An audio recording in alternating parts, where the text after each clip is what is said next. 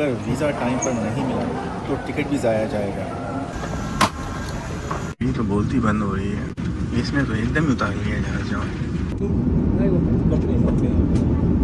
सोच रहा हूँ यहीं बैठ जाऊँ। चले थोड़ा खाना खा लिया जाए, बहुत टाइट भूख लगी थी। हेलो दोस्तों, उम्मीद करता हूँ आप सब लोग खैरियत से होंगे। मैं थोड़ा इमरजेंसी में पाकिस्तान जा रहा हूँ। आपको रास्ते में बताऊँगा कि क्या ऐसी इमरजेंसी सिचुएशन पड़ रही है। चलें चलते हैं सफ़र में साथ। मेरा ये वाला ट्रिप बिल्कुल भी पहले से स्केड्यूल नहीं था, स्पेशली इन दिनों जब ईरान वॉर चल रही है। प्लान था जब हालात नॉर्मल होंगे फिर पाकिस्तान का विज़िट करूंगा, लेकिन मैंने तो कभी सोचा भी नहीं था कि ऐसा भी हो जाएगा। एक्चुअली कल मुझे पाकिस्तान से कॉल आई थी और एक इंसिडेंट के बारे में इन्फॉर्म किया। जैसे ही मुझे ये खबर मिली मैंने उसी वक्त डिसाइड कर लिया कि मुझे पाकिस्तान जाना चाहिए, क्योंकि मेरी वहाँ इस वक्त बहुत ज़रूरत है। अच्छा, डिसाइड तो कर लिया कि पाकिस्तान जाना है, बट मेरे पास तो ना प्लेन का टिकट था और ना ही पाकिस्तान का वीज़ा। ऑलमोस्ट 12 घंटे रह गए थे नेक्स्ट फ़्लाइट में। तो रात में सबसे पहले मैंने ऑनलाइन टिकट चेक किए। ऑलमोस्ट सारी फ़्लाइट्स बुक थी। जो ऑप्शंस मिल रहे थे वो बिज़नेस क्लास के, जिनके टिकट बहुत ही एक्सपेंसिव थे। बहरहाल लकीली एक सीट अवेलेबल नज़र आई कतर एयरवेज़ में और मैंने जल्दी से वो टिकट ख़रीद लिया। इवन दो वो टिकट भी काफ़ी एक्सपेंसिव था, लेकिन मैंने ले लिया ये सोचकर कि कहीं वो सीट भी हाथ से ना निकल जाए। टिकट के बाद मैंने पाकिस्तान के वीज़े के लिए ऑनलाइन अप्लाई कर दिया। निशानी ये थी कि नॉर्मल प्रोसेसिंग टाइम 2 से 3 दिन का मेंशन था और टेंशन हो रही थी कि अगर वीज़ा टाइम पर नहीं मिला तो टिकट भी ज़ाया जाएगा। अच्छा, सिस्टर ने मुझे मशवरा दिया कि सुबह कॉन्सुलेट चलते हैं, वहाँ जाकर सिचुएशन एक्सप्लेन करेंगे और रिक्वेस्ट करेंगे कि अर्जेंट बेसिस पर अगर पॉसिबल हो तो प्रोसेस को एक्सपीडाइट या फास्ट कर दें। अल्हम्दुलिल्लाह ऊपर वाले की मदद से मुझे पाकिस्तान का visa with in minutes issue हो गया। यहाँ मैं पाकिस्तानी कॉन्सुलेट का शुक्रिया अदा करूँगा, बिकॉज़ कॉन्सुलर स्टाफ ने हमारी अर्जेंट सिचुएशन को कंसिडर किया और वीज़ा प्रोसेस को फास्ट कर दिया। So thanks to Pakistani consulate. सोच रहा हूँ यहीं बैठ जाऊँ, खाली पड़ी हुई है। अभी सफ़र स्टार्ट हो गया है और लंबा सफ़र है ह्यूस्टन से कतर का। टिशू आ चुका है इसको।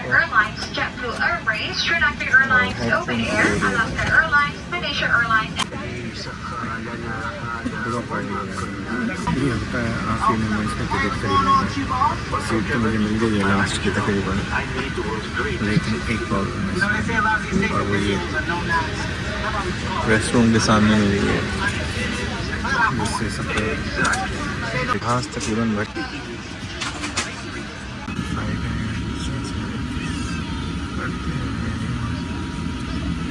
Chicago, Toronto, Edinburgh, Berlin, Frankfurt, ऊपर से होता हुआ तकरीबन 16 घंटे की फ्लाइट है। Baghdad, Iran. Take your seats for departure. Baghdad, Iran, फिर उसके बाद जाके दोहा में तकरीबन 12,951 किलोमीटर है डिस्टेंस। यहाँ से हम यहाँ जाएंगे, बट सफ़र बहुत लंबा है, 16 आवर्स। भूख भी लगी हुई है।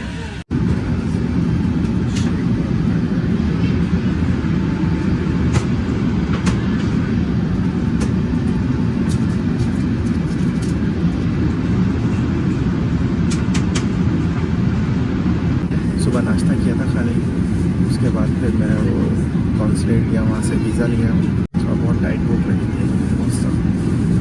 होपफुली कोई अच्छा खाना हो, मेन्यू टाइट होना चाहिए। मुझे तो दर्द बहुत लग रहा है, बहुत शेक कर रहा है।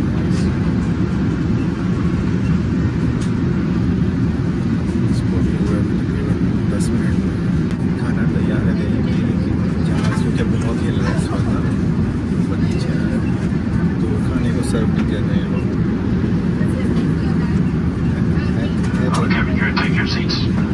पायलट पूरा है कि अपनी सीट के पास से जाओ।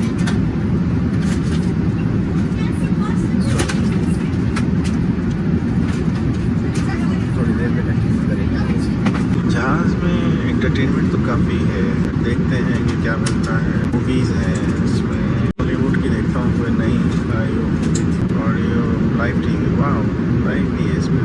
कोई एक्शन मूवी का दिल कर रहा है मेरा देखने को।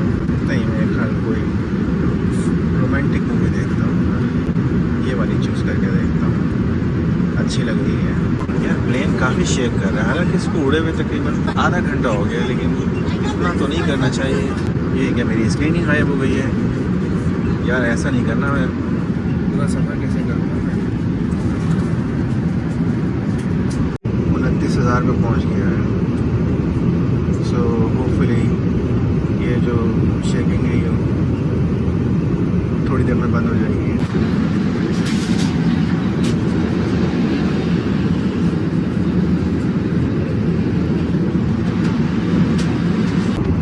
बाय बाय ह्यूस्टन, दोबारा मिलते हैं। काफ़ी यादें जुड़ी हैं ह्यूस्टन के साथ। दिल तो नहीं कर रहा है जाने को, लेकिन मजबूरी है। मुझे इमरजेंसी में निकलना पड़ा है वहाँ से, और टिकट मैंने जो है कुछ घंटे पहले लिया था, वीज़ा मेरे पास नहीं था, तो फिर भी मैंने प्लेन का टिकट ले लिया। उसमें बस टाइम नहीं था, और इसलिए मुझे जो है टिकट भी बहुत महंगा पड़ा। ये मैं आपको आगे चल के बताऊँगा। और फाइनली शेकिंग बंद हो गई है, थैंक गॉड। मुझे लगता है जो शेक हो रहा था जहाज़, ये बादलों की वजह से हो रहा था। अब तो बाद में ऊपर आ गए हैं हम काफ़ी। वाह यार, ज़बरदस्त व्यू, कितना ज़बरदस्त है ये भी बहुत ज़बरदस्त एंगल है। मुझे तो ये पसंद है एंगल, इसमें पूरा जहाज़ नज़र आ रहा होता है, इसके राइट लेफ्ट दोनों तरफ। ऐसा लग रहा है झील उड़ रही है हवा में। चले चलते हैं वापसी अपनी एंटरटेनमेंट की तरफ। फ्री वाईफाई, और ये बड़े वाह।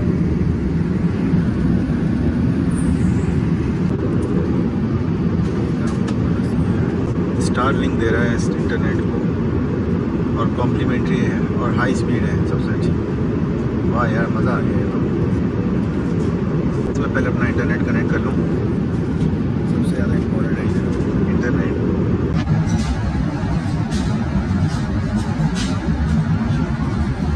यहाँ मेन्यू क्या है आज की फ़्लाइट में? ये ड्रिंक्स है, इस पर कोक है, स्प्राइट है, फांटा, जूसेस में apple, mango, tea, coffee, cocktails. अच्छा जी भाई, खाने की तरफ आप, मुझे तो लग रही है भूख। हैनिकेन नहीं, मैं तो कर लिया पीता हूँ। बिस्किट हैं, ओट्स हैं, चॉकलेट, जिंजर। अरे कितना है यार, ये यहाँ से स्टार्ट हो रहा है पूरा। खाए जाओ पूरी फ्लाइट में खाए जाओ। खाने में जो है वेजिटेरियन भी है, कॉशर, हलाल भी है, डायबिटिक भी है। डायबिटिक यार, जहाज़ चलो, ये कोई हॉस्पिटल तो है नहीं, लेकिन फिर भी बड़ी बात है जहाज़ में डायबिटिक खाना दे रहे हैं। ग्लूटेन फ्री भी है यार, लैक्टोज फ्री। इंटरेस्टिंग ना। अच्छा, किड्स मील में भी है, वेजिटेरियन भी है, नॉन वेजिटेरियन। दोस्तों खाने को बहुत कुछ है इस फ्लाइट में।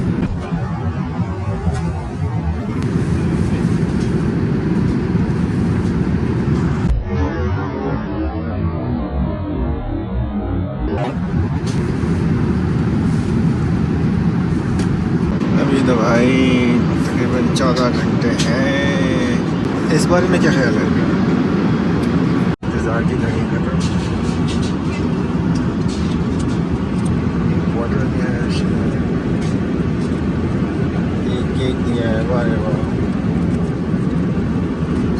स्वीट्स में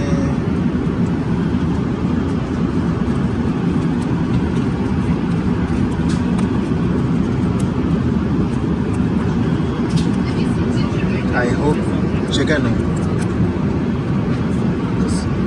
I like chicken.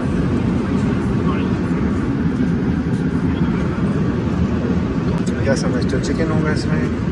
करें अनबॉक्सिंग? क्या ख्याल, अनबॉक्सिंग करना चाहिए?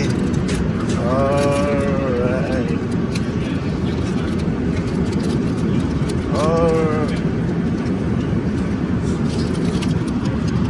चिकन। चले अब थोड़ा खाना खा लिया जाए, बहुत टाइट भूख लगी थी।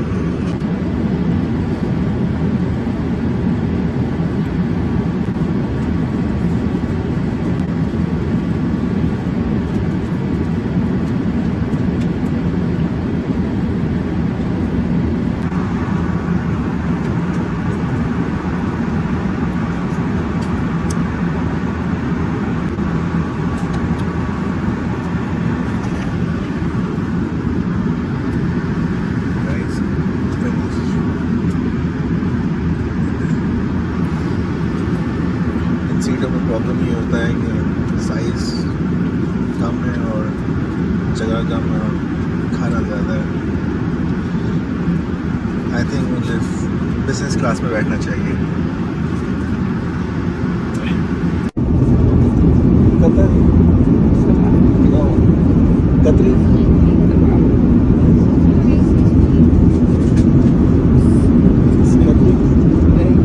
कतर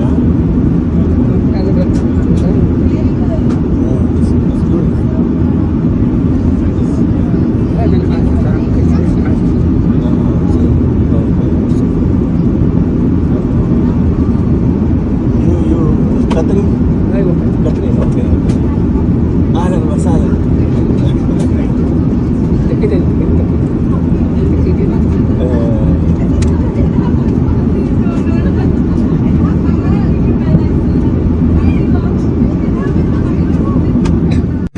मुझे कुछ कतरी में बोला था लेकिन मेरी कुछ समझ में नहीं आ रहा था।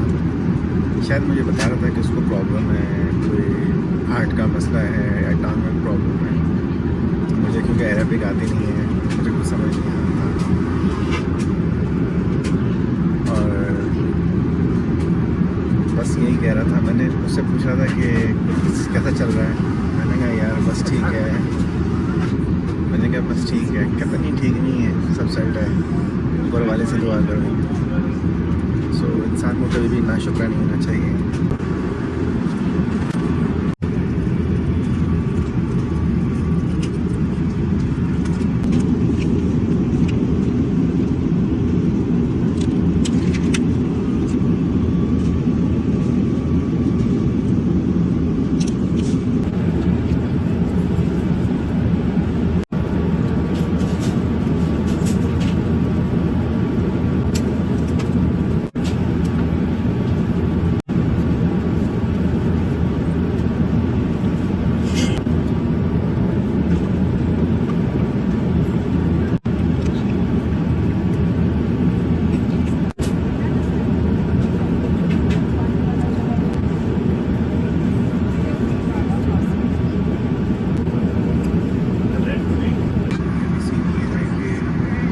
नाश्ता मैंने कर लिया है और हमारा जहाज़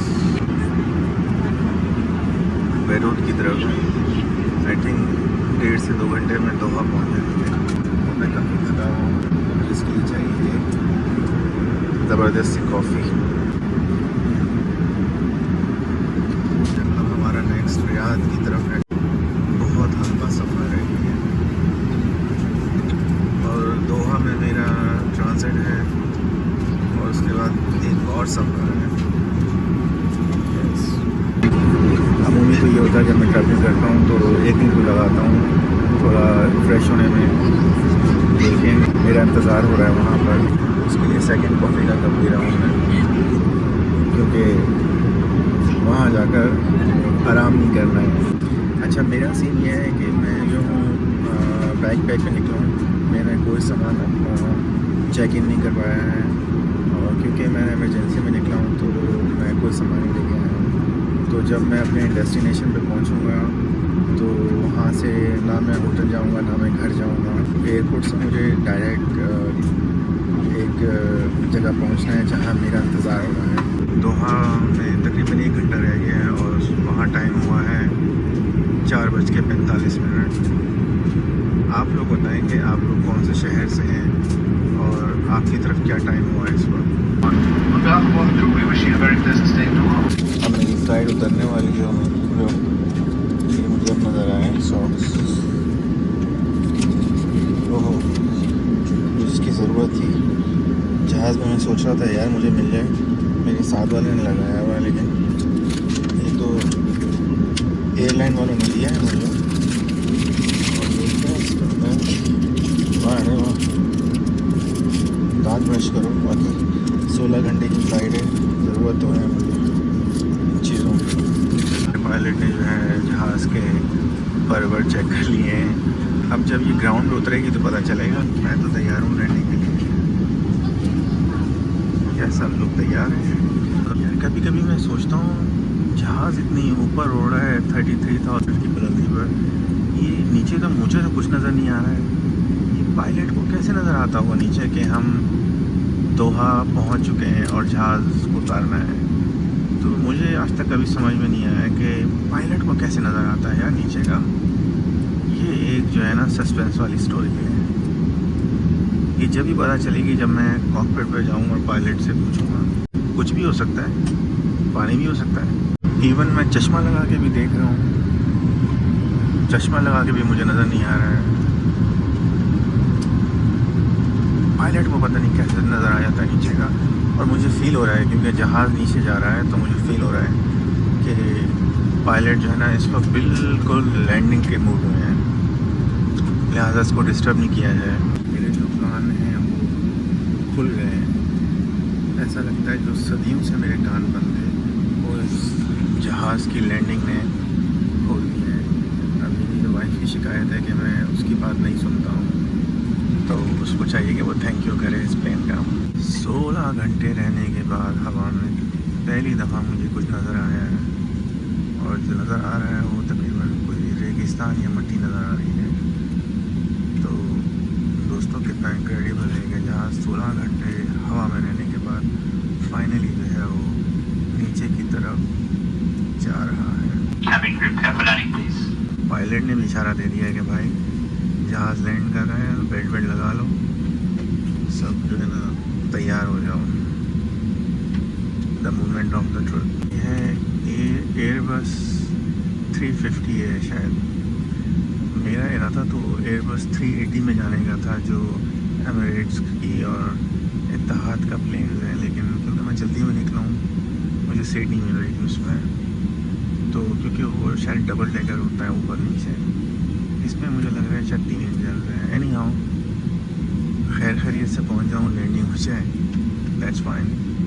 जहाज़ कोई सा भी हो, मंजिल होनी चाहिए दोस्तों। पहले मुझे जहाज़ लग रहा था नीचे जा रहा है, मुझे ज़मीन ही नज़र आ रही थी।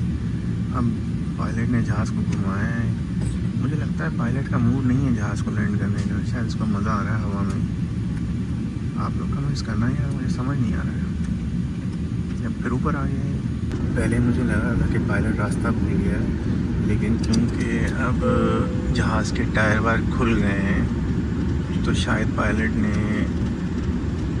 लैंडिंग का पॉइंट ढूंढ लिया है, और बहुत ही जल्द इंशाल्लाह हम ग्राउंड पर होंगे। लग तो यही रहा है, मेरे ख्याल शायद टायर्स ही खुले हैं शायद। सो आई थिंक लैंडिंग की तैयारी है। पायलट ने तो यार एकदम ही रास्ता निकाल दिया है, अब तो बिल्कुल ही लैंड करने वाला एकदम से।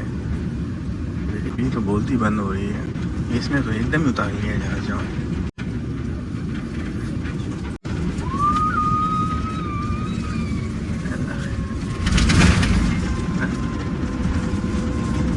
ये तो पता ही नहीं चला यार लैंडिंग।